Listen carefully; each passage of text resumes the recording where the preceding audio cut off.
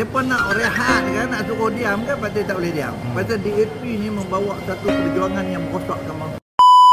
Pilihan raya kecil Dun Air Kuneng bukan sekadar tentang siapa yang menang, tapi soal siapa yang akan membawa suara rakyat ke dalam Dewan Undangan Negeri Perak. Barisan Nasional meletakkan Dr. Muhammad Yusri Bakir, Parti Sosialis Malaysia tampilkan Bawani KS, manakala Perikatan Nasional pula diwakili oleh Abdul Muhaimin Malik.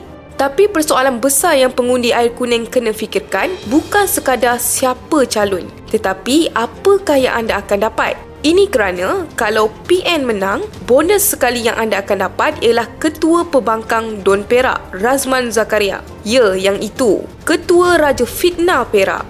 Ini bukan dakwaan kosong. Ini semua berpaksikan fakta mahkamah, kenyataan media dan permohonan maaf terbuka. Razman pernah kalah sama fitnah terhadap bekas Menteri Besar Perak, Datuk Seri Nizar Jamaluddin pada tahun 2019.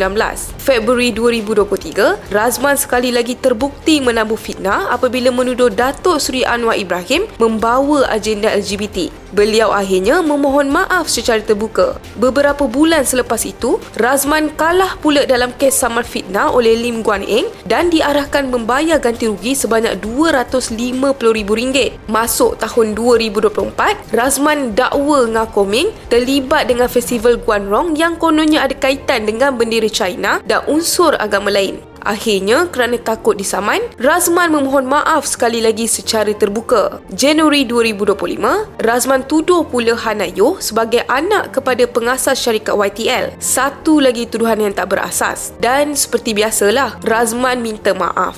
Corak dia tetap sama, fitnah dulu, minta maaf kemudian. Bukan itu saja, Razman juga pernah membuat kenyataan yang berbau perkauman. Katanya, kepada semua yang matanya macam ni, kulitnya macam ni, darah dia macam kita semua, kita kena bersatu. Razman juga seolah-olah cuba mencabar Jabatan Agama Islam Perak. Beberapa katib yang dikatakan menyokongnya enggan baca kutubah Jumaat mengenai kesan buruk fitnah kerana ia seolah-olah memeli Razman.